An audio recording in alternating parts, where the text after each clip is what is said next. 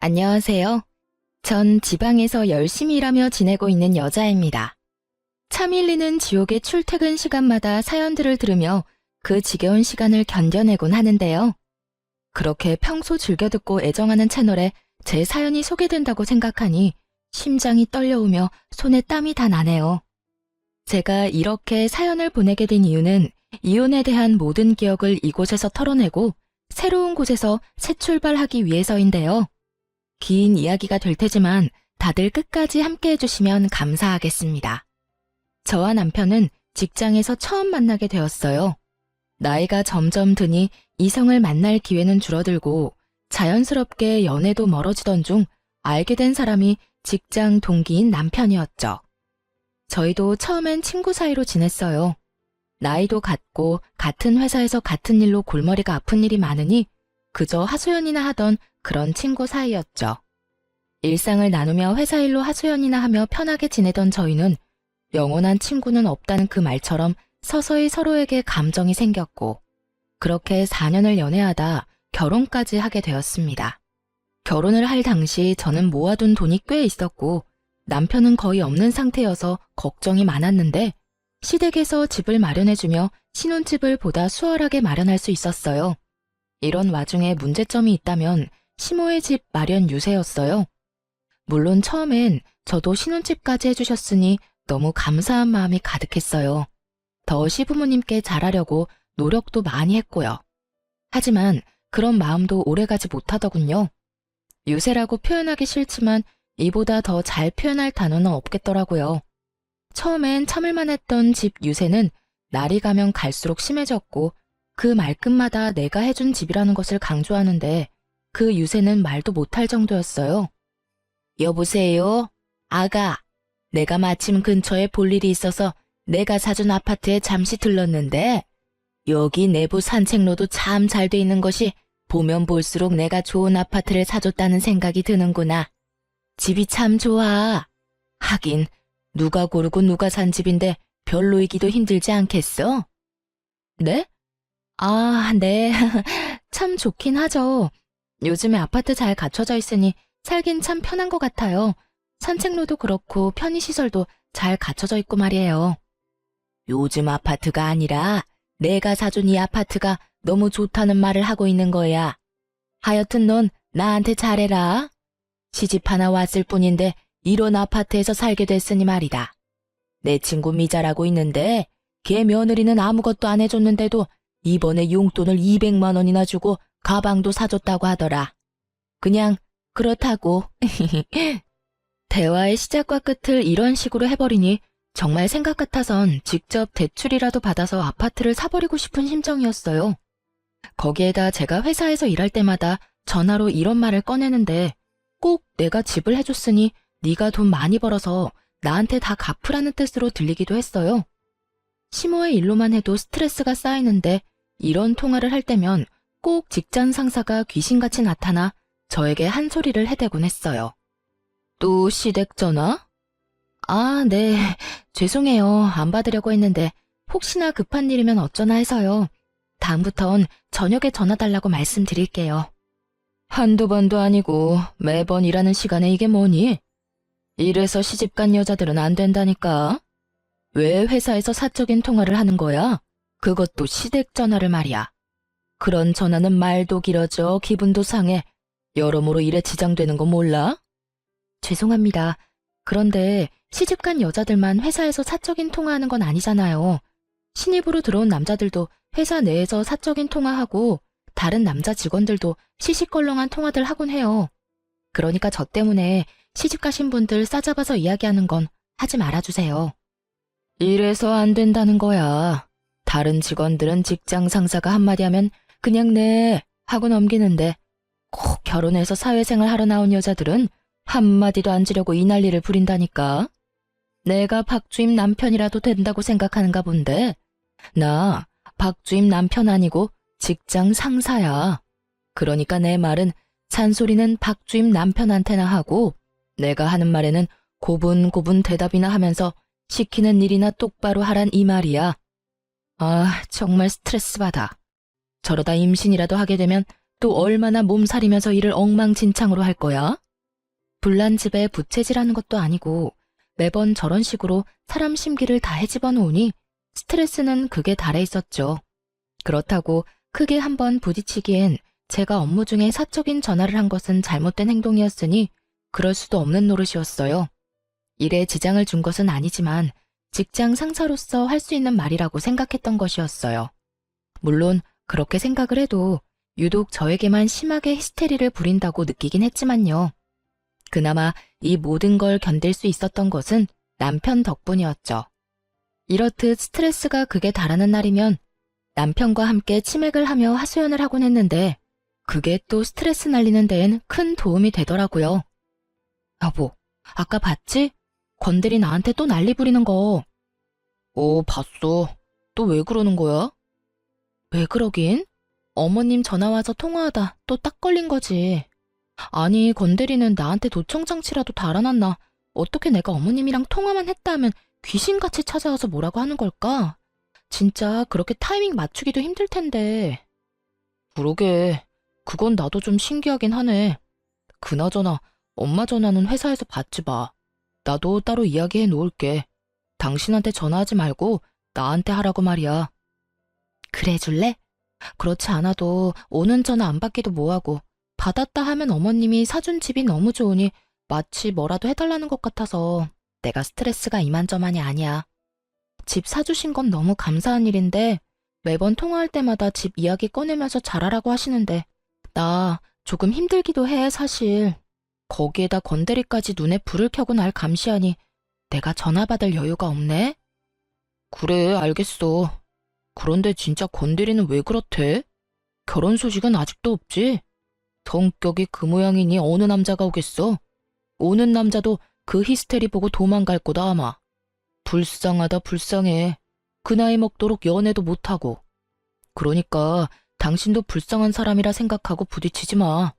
괜히 직장 상사랑 부딪혀서 당신한테 좋은 것도 없으니까 말이야. 그래, 알고 있어. 그래서 나도 오늘 할 말이 입까지 차올랐는데 참았어. 잘했어. 얼른 맥주 한 잔 먹고 다 날려버려. 이렇듯 남편과 가지는 시간은 지친 저에게 큰 힘이 되었고 든든한 제 편이 생겼다고 생각하며 지내던 어느 주말이었어요. 집에서 남편과 함께 쉬고 있는데 시모가 연락도 없이 집으로 찾아왔더라고요. 무슨 일인가 싶어 물었더니 시모의 대답이 정말 가관이었어요. 어머님, 연락도 없이 무슨 일이세요? 꼭 연락을 해야만 올 수 있니? 그냥 들렸어. 좀 쉬려고. 네? 그냥 쉬려고 들렸다고.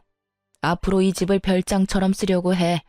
계속 보니까 내가 사는 집보다 더 좋은 것 같은 거야. 이래서 다들 신축하는가 보다. 그렇지?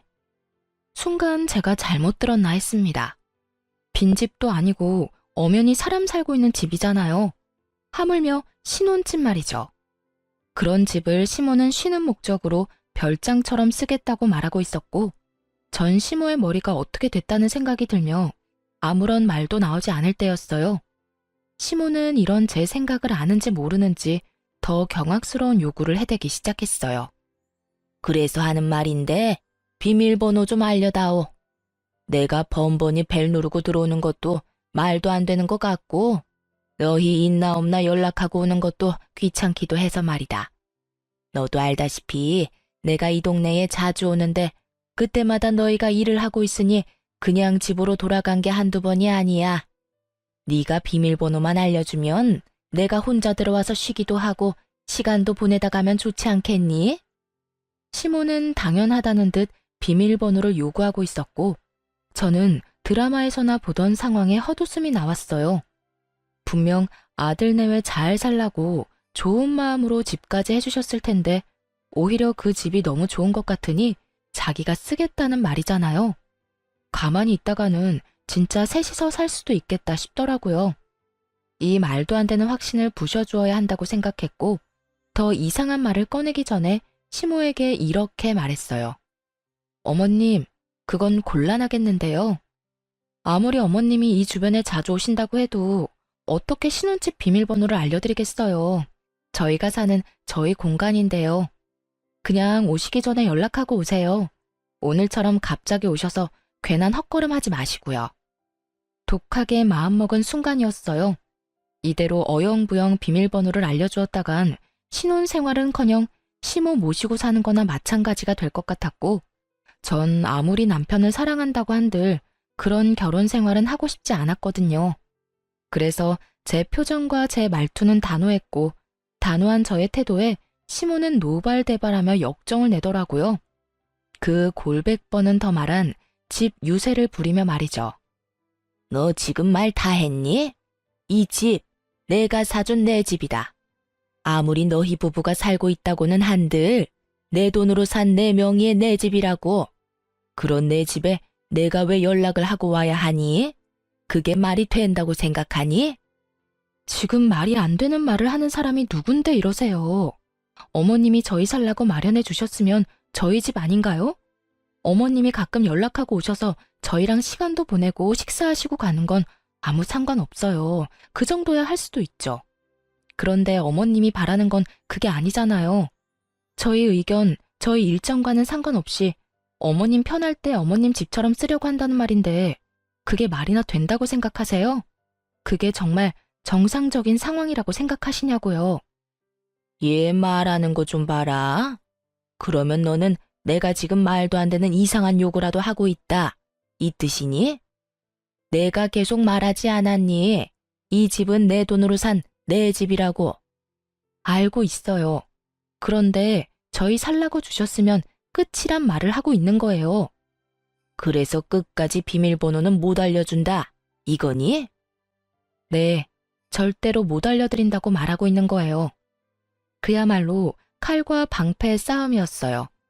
시모는 계속 내 집이라고 하며 비밀번호를 요구했고, 전 말도 안 되는 소리라며 절대로 안 된다고 하고 있었죠. 시모는 끝까지 단호한 저를 보며 숨을 고른다 싶더니 이런 말을 저에게 하더라고요. 그래?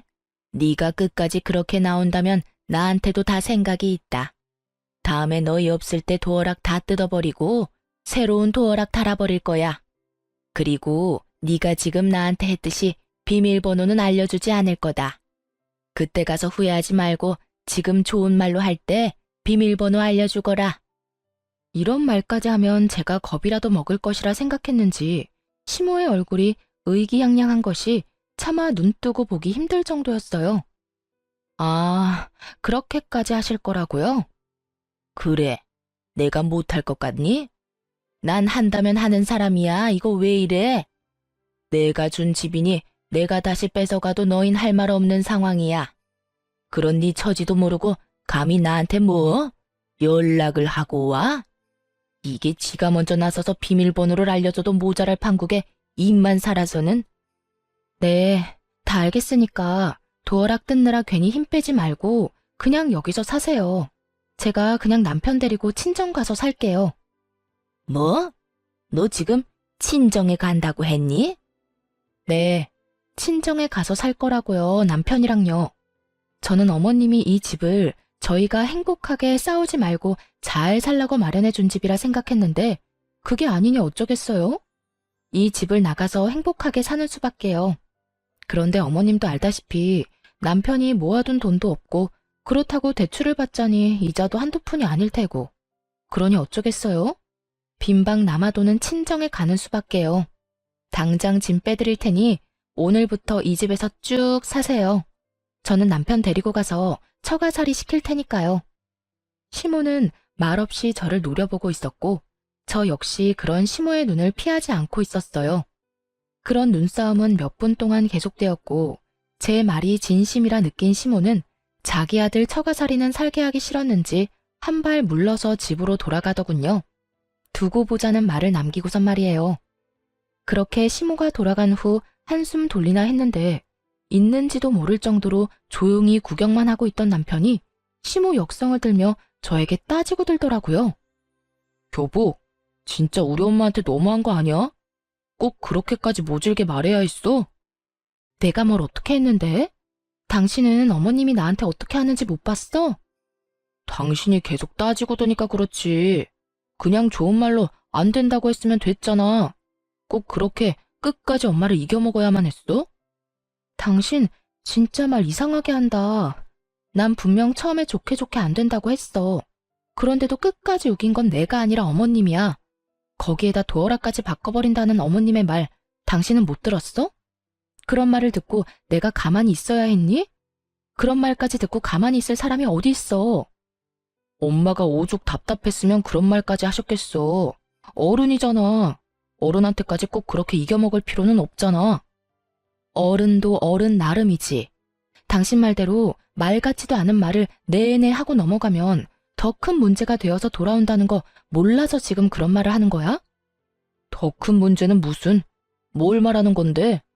그리고 말이야 바른 말이라고 여기 엄마 집 맞잖아.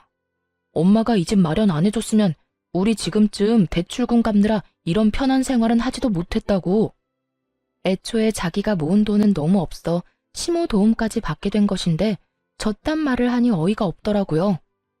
당신 잊었어? 난 집 마련할 능력이 있었어. 물론 지금도 있고 말이야. 반반 결혼을 하려고 했던 우리가 못하게 된 이유는 당신 때문이라고. 당신이 돈이 없었으니까. 이게 다 누구 때문인데 엄마가 집 마련을 안 해줬으면 이렇게 편한 생활을 못했을 거라고? 당신이 지금 그런 말 할 처지야? 그건 그렇지만 엄마 덕분에 우리가 편하게 사는 건 맞잖아. 금전적으로 좀 여유로운 건 맞겠지.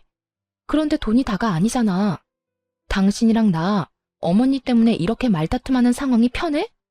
매번 어머님이 이렇게 오셔서 내 집이라고 마음대로 하는 모습이 당신이 보기엔 편하냐고. 그러니까 엄마가 그러든 말든 그냥 그러려니 하고 져주면 다 편하잖아. 당신도 이렇게 언성 높일 일 없고 엄마도 저렇게 화낼 일 없고. 그러면 우리도 싸울 일 따윈 없다고. 당신이나 어머님이나 참 말 안 통한다. 하여튼 나는 당신 말처럼 내내거릴 생각 없으니까 그런 줄 알고 당신도 어머님한테 비밀번호 알려주지 마. 알려주기만 해봐. 정말 대출을 내서라도 집 마련해서 이 집에서 확 나가버릴 테니까. 정 안 되면 정말 처가살이까지 각오해야 할 거야. 저는 말로 남편의 입을 막아버렸고 남편도 더는 똑같은 말을 꺼내지 않더라고요. 결혼 이후 처음으로 한 부부싸움에 감정이 상할 대로 상한 상태였고 어느 누구도 먼저 말을 걸지 않고 있었어요. 말도 하지 않는 상황이었지만 그저 흔히들 할 수 있는 부부싸움이라 생각하며 차마 이혼까진 생각지도 않고 있었는데 남편은 제 생각과는 다른지 점점 냉랭한 모습으로 저를 대하더라고요. 그런 남편의 태도를 보며 저 역시 남편에 대한 실망감이 더욱 깊어졌고요. 물론 그 이유가 남편의 행동뿐만은 아니었어요. 저에게 말 한 번 걸지도 않는 남편은 어느 순간부터 회사에서 저와 사이가 좋지 않던 그 직장 상사와 친하게 지내기 시작했고 그런 모습에 실망감은 더 깊어지고 있었죠. 처음엔 저에게 화가 난 남편이 저를 약올리려고 저런 행동을 하나 지켜만 보고 있었는데 어느 날은 저와 친한 동료가 저에게 이런 말을 하는 게 아니겠어요? 박주임, 너 네 남편 잘 지켜봐. 요즘 건들이랑 가깝게 지내는 게 심상치 않아. 어? 우리 남편? 에이, 그런 거 아닐 거야. 요즘 부부싸움을 좀 했는데 괜히 나 약올리려고 저러는 것 같아. 처음엔 나도 그렇게 생각했는데 그게 아닌 것 같아. 이런 말 박주임 기분 나쁠까봐 안 하려고 했는데 못 본 척하는 건 아무래도 아닌 것 같아서. 나 비상계단에서 두 사람 마주쳤는데 날 보더니 화들짝 놀래면서 이상한 연기를 하더라니까. 아닐 수도 있는데 혹시 모르는 일이니까 잘 지켜봐. 정말 박주임 걱정돼서 하는 말이니까 너무 기분 나빠하지 말고. 이 말을 듣는데 정말 뒤통수가 얼얼해지는 느낌이었어요. 시모의 일로 남편과 다투고 사이가 좋지 않긴 했지만 그런 쪽으론 정말 생각해보지도 못했으니까요. 그렇게 전 점심시간 모두가 자리를 비운 사이 재빠르게 남편의 컴퓨터를 살펴보게 되었고 그것은 판도라의 상자와 다름이 없었습니다. 남편의 회사 컴퓨터엔 카톡이 켜져 있었는데 그곳엔 상사와 나눈 대화가 가득하더라고요. 자기야, 오늘 나랑 점심 같이 먹을 수 있어? 그럼, 요즘 집사람이랑 말도 안 하고 지내는 거 알잖아. 점심시간 시작하기 전에 좀 일찍 나가자. 회사 근처엔 보는 눈도 많으니까 좀 멀리 가서 먹고 오자고. 그래, 좋아. 자기가 평생 박주임이랑 화해 안 했으면 좋겠어. 그냥 이참에 이혼하면 안 돼? 그냥 나랑 살자. 어차피 자기 엄마도 이혼하라고 하신다며. 그렇긴 한데 내가 이혼하고 자기랑 만나면 회사 사람들이 뭐라고 하겠어? 그리고 자기도 알다시피 집사람 성격도 장난 아니잖아. 아마 우리 회사 생활도 못하게 소문 다 내버릴 거야. 그러면 자기나 나나 회사에서 잘리게 될 테고. 그건 걱정도 하지 마. 내가 자기 이혼하기 전에 내쫓아버리면 되니까. 내가 괜히 계속 박주임 괴롭힌 줄 알아? 다 이런 상황을 대비해서 괴롭히고 있었던 거라고. 물론 자기를 만나면서 질투가 나서 더 괴롭힌 것도 있지만 이런 상황이 오면 쉽게 내쫓으려고 괴롭힌 것도 있었지. 자기야, 내가 말했지? 나 자기 많이 좋아해. 박주임보다 내가 자기를 먼저 좋아했었어. 그러니까 나한테 와. 내가 진짜 잘할게. 자기 엄마한테도 잘할 거고 말이야. 일단 알겠어. 자세한 이야기는 점심 먹으면서 하자. 대화의 처음은 저희가 결혼을 하고 난 후부터 조금씩 주고받기 시작했고 본격적으로 만나기 시작한 건 얼마 되지 않은 듯 했어요. 여기까지만 해도 그 충격이 작지 않았는데 저를 더 경악스럽게 만든 것은 시모의 카톡이었어요.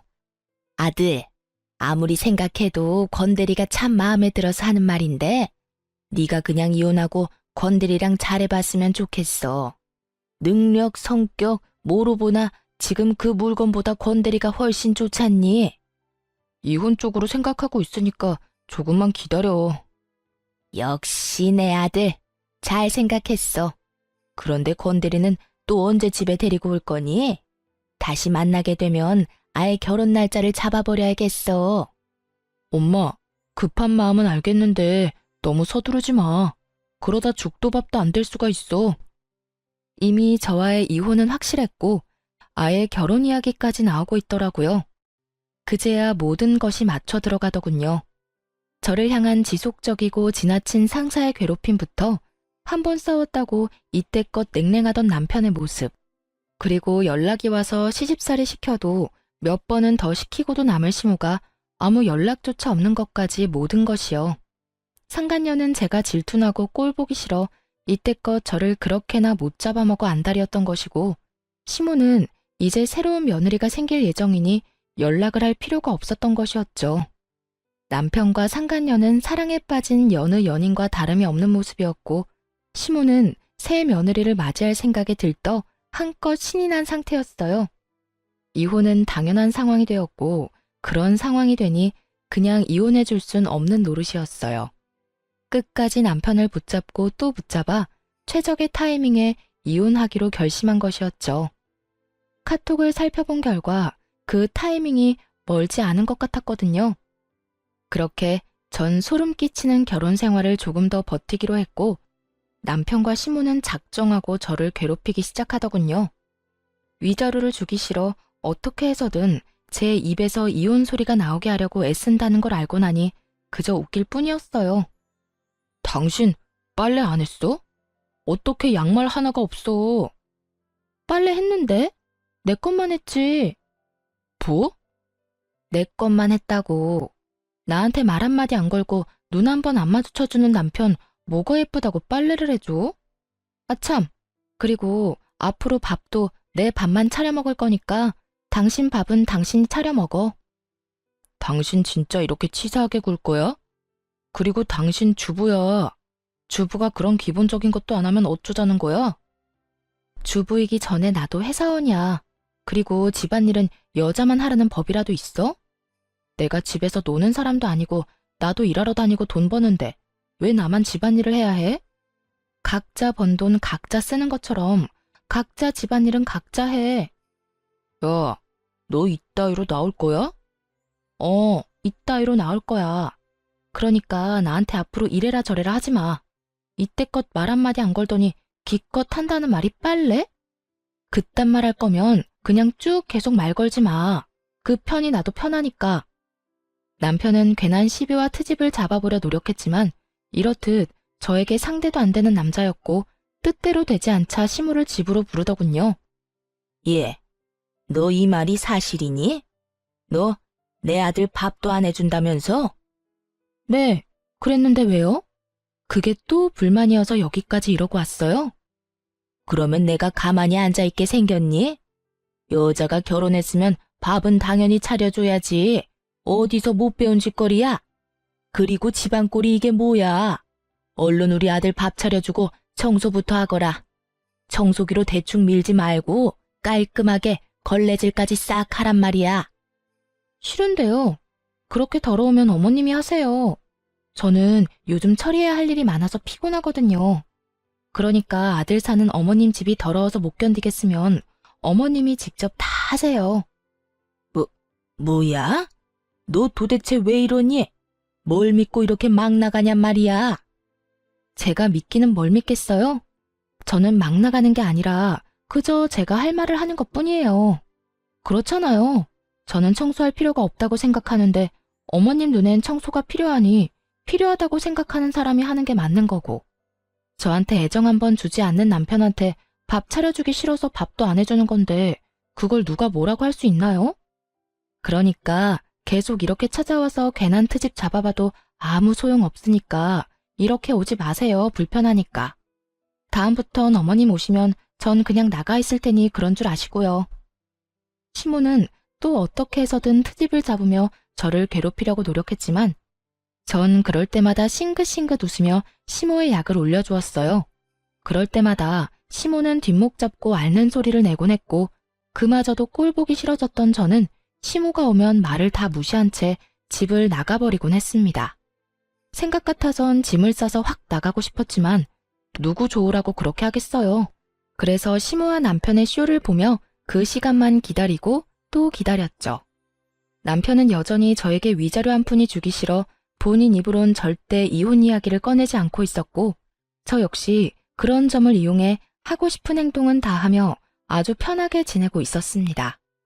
남편이 말도 안 되는 소리를 하면 말도 안 되는 말로 갚아주기도 했고 그마저도 귀찮을 땐 대답도 하지 않고 무시해버리곤 했죠.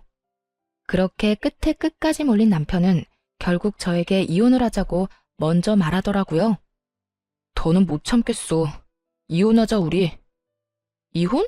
난 싫은데. 내가 누구 좋다고 이혼을 해줘야 해. 누군 누구야. 서로 좋아지려고 이혼하는 거지. 사실 이게 결혼 생활이 맞는 거야? 이건 좋아서 같이 사는 게 아니잖아. 난 더는 당신 같은 여자랑 살기 싫으니까 그냥 조용히 이혼해. 글쎄 싫다고 했잖아. 그렇게 하고 싶으면 소송 걸어. 아무리 소송을 건다고 한들 이혼이 되겠냐마는 나는 당신이랑 살면서 잘못한 것도 없고 당신이 내세울 거라곤 내가 집안일 안 해준 것 뿐일 텐데 그걸 어떻게 증명할 건데?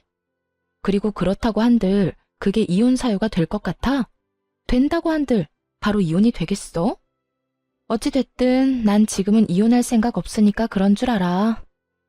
나 진짜 당신이랑 이러고 실랑이하고 있을 시간 없어. 그러니까 그냥 이혼 좀 하자고. 시간? 왜? 무슨 문제 있어? 나랑 꼭 지금 이혼해야 할 이유라도 있는 거야? 아니. 그런 게 아니라 그냥 이렇게 사는 게 무슨 의미가 있나 이런 말이지. 당신도 엄마가 찾아와서 당신 괴롭히는 거 힘들 거 아니냐고. 안 힘들어. 어머님 오면 바로 나가버리는데 내가 힘든 일이 뭐가 있어. 그러니까 내 걱정은 하지 말고 네 걱정이나 해. 내 걱정해서 이혼하자고 하는 거라고. 이혼 좀 하자 제발. 싫다고 했지. 정 이혼하고 싶으면 소송 걸어. 그러면 되겠네. 남편은 끝까지 이혼을 하자고 우겨댔고 전 그렇게 하고 싶다면 소송을 걸라고 반박해버렸죠. 소송을 걸었다간 본인에겐 이로울 것이 하나 없다는 걸 잘 아는 남편은 입을 닫아버리더군요. 모르긴 몰라도 시모와 상간녀에게 시달리고 있는 것이 분명한 남편은 점점 더 안색이 창백해져갔고 그 꼴을 보는 내내 참 통쾌했습니다. 그렇게 통쾌한 날들이 지나던 어느 날 시모에게 연락을 받은 남편이 허겁지겁 집을 나서더라고요. 그 모습을 보고 직감적으로 오늘이 그날이구나 싶었죠. 얼른 제 짐을 챙겨 퀵으로 친정에 보낸 후 남편을 기다렸어요. 아니나 다를까 3시간쯤 지나니 짐을 든 시모와 함께 남편이 집으로 들어오더라고요. 시모는 울고 있었고 어떤 상황인지 뻔히 알고 있는 저는 아무것도 모른다는 듯 물었어요. 이게 무슨 상황이야? 어머님은 또 왜 저런 모습이야? 그게, 엄마가 주식을 하다가 사기를 당했어. 거기서 멈췄어야 했는데 본전 생각나니까 계속 주식하다가 가진 걸 날린 것도 모자라 빚까지 냈다네. 오늘 빚쟁이들이 집으로 찾아와서 급하게 엄마 모시고 오는 길이야. 이미 엄마 집은 넘어갔고 이 집도 아마 곧 넘어가게 될 거야.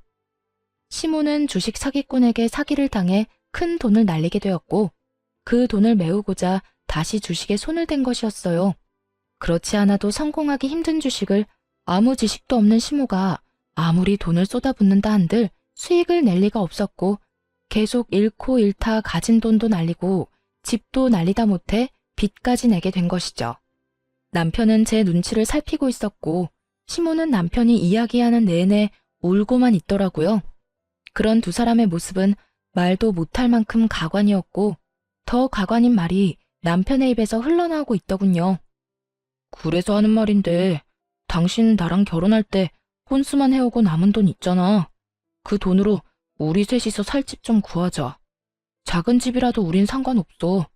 그러니까 당신이 가진 돈으로 빨리 집 좀 구해서 일단 이 위기를 좀 넘겨보자. 참 뻔뻔하다 싶었어요. 뒤론 다른 여자를 사랑한다, 빨리 함께하고 싶다고 난리더니 어떻게 저한테 집을 마련해달라고 저리도 당당하게 이야기할 수 있는지. 역시 상식 바뀐 사람이다 싶기도 했고요. 전 처음부터 끝까지 개변만 늘어놓고 있는 남편에게 모든 사실을 밝히기로 했죠. 제가 기다리고 기다리던 그 순간이었습니다. 듣고 있으려니 참 기가 차서 웃음이 나려고 하네. 나한테 이럴 필요가 뭐 있어? 당신 내가 굳이 살 집 마련하지 않아도 살 수 있는 집이 또 있잖아. 땡땡동 땡땡 아파트 109동 1203호. 나한테 구질구질하게 집 해달라 하지 말고 거기 가서 당신 엄마랑 살아. 남편은 제 말에 화들짝 놀라며 이렇게 말하더군요. 그걸 어떻게 알았어? 아니, 언제부터 알고 있었어? 어디까지 알고 있냐고.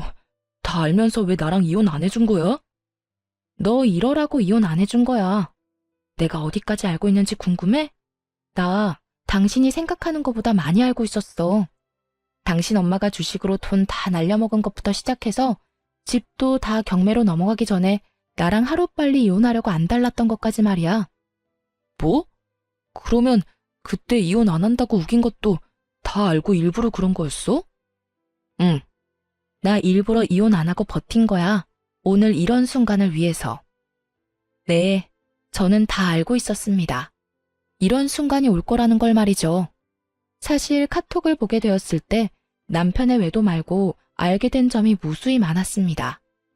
시모가 주식 사기를 당한 것도 모자라 다시 주식을 해 다 날려먹었다는 건 물론이었고 상간녀는 시모와 잘 지내고는 싶지만 시모를 모시고 살 생각은 없다는 것까지 말이죠. 그래서 남편은 하루라도 빨리 정리하고 상간녀와 재혼을 해버릴 생각이었던 것이죠.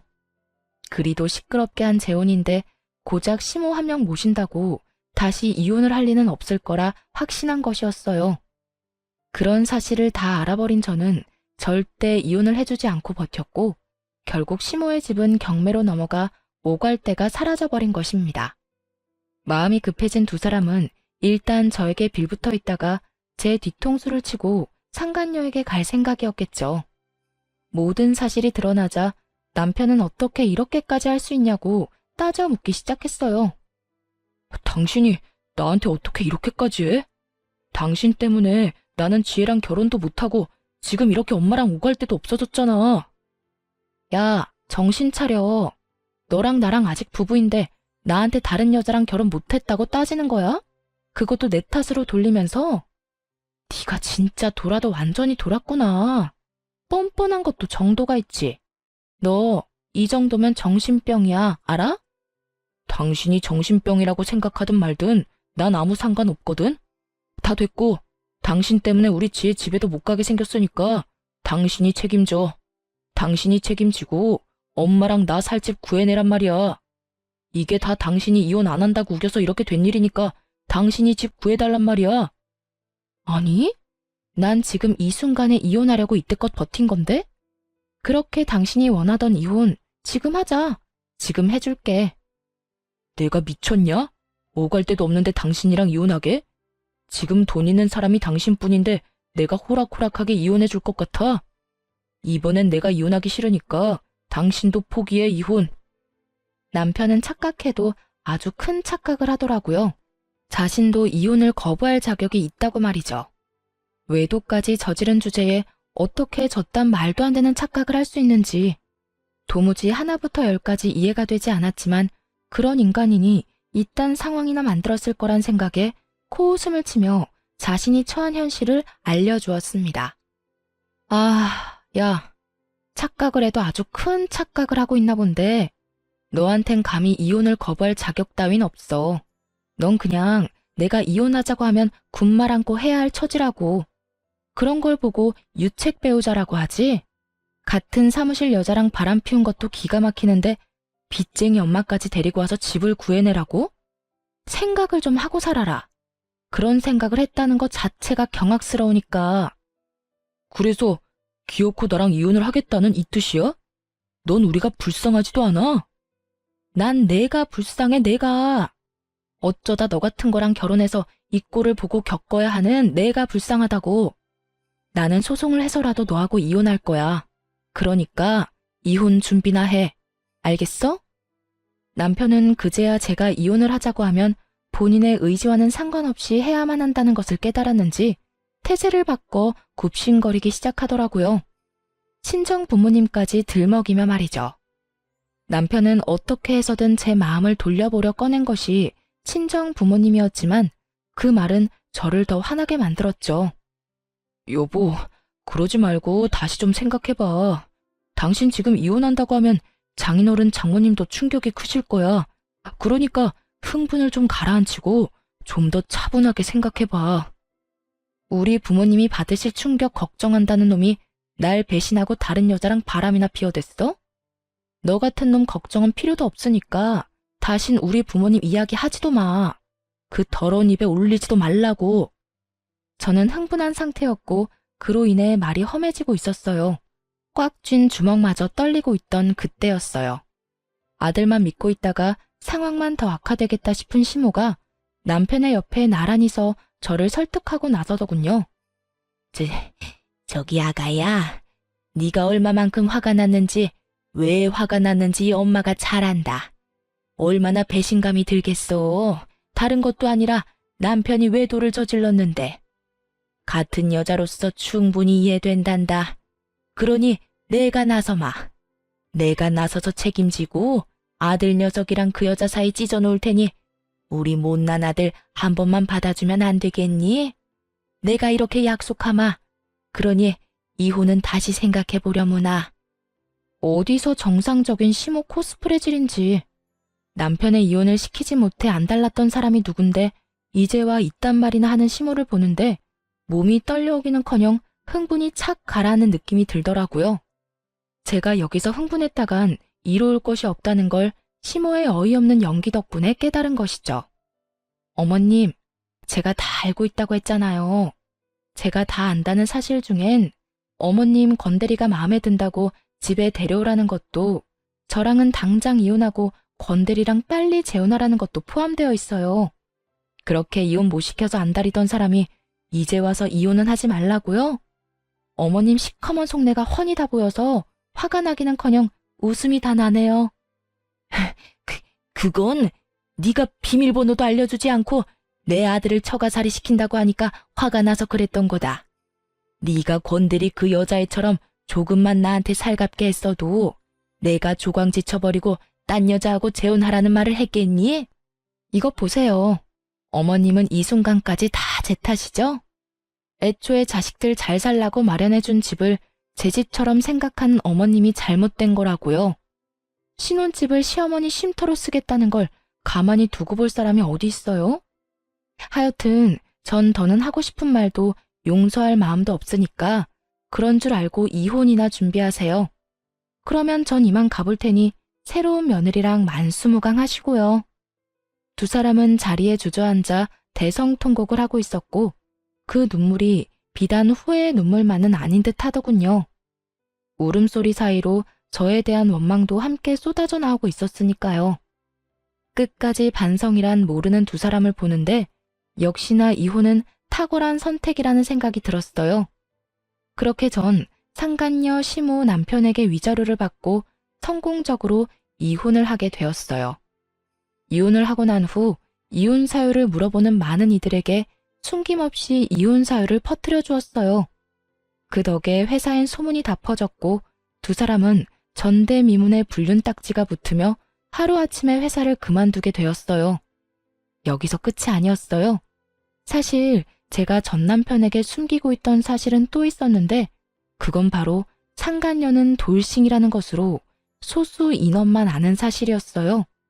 전 남편 놈도 저와 이혼했으니 돌싱인데 뭐가 문제냐고 생각하시는 분이 계실 텐데 상간녀는 그 당시에도 바람을 피우다 걸려 상간녀 위자료와 이혼 위자료를 주며 거짓 신세였던 것이 문제였죠. 수중에 빚밖에 없었던 상간녀는 처음부터 전 남편의 집에서 신혼집을 해줬다는 이야기를 듣고 일부러 접근했나 보더라고요. 전 남편과의 로맨스를 꿈꿨던 것이 아닌 빚 탕감의 꿈을 꾸던 것이었어요. 결국 상간녀는 빚 탕감의 꿈도 이루지 못하고 저에게도 위자료를 주느라 더 큰 빚을 진 건 물론이고 회사까지 잘리게 되었습니다. 이런 상간녀에게 다른 비밀이 또 있었는데요. 그 비밀은 전 남편의 분노 가득한 전화로 알게 되었어요. 너는 다 알고 있었지? 권지에 이혼했었다는 사실부터 해서 가진 건 쥐뿔도 없는 빚쟁이라는 거 넌 다 알고 있었지? 이제 와서 그런 거 따져봤자 달라지는 게 있어? 그리고 그년이 빚쟁이라고 해도 당신이랑 당신 엄마한테 다른 선택지가 있어? 어떻게 해서든 빚쟁이 집에라도 얹혀 살아야 할 입장 아닌가? 나한테 이럴 시간에 얼른 그년한테 가서 빌어. 울고불고 하면서 당신 엄마랑 당신이랑 그 집에서 좀 살게 해달라고 해. 집 같은 소리 하네. 제 집인 양 굴더니 그 집도 자기 집이 아니라 친구 집에 얹혀 사는 거더라. 나 완전히 사기당했다고. 어쩐지 빚쟁이 주제에 꽤 좋은 아파트에 산다 싶었더니 이런 진실이 또 있었더군요. 얼마나 통쾌하던지 새어나오는 웃음을 막을 방법이 없더라고요. 이제 너랑 네 엄마 어떻게 하니? 너 지금 웃어? 너는 이 상황이 즐거워? 내가 안 즐거울 이유가 없잖아.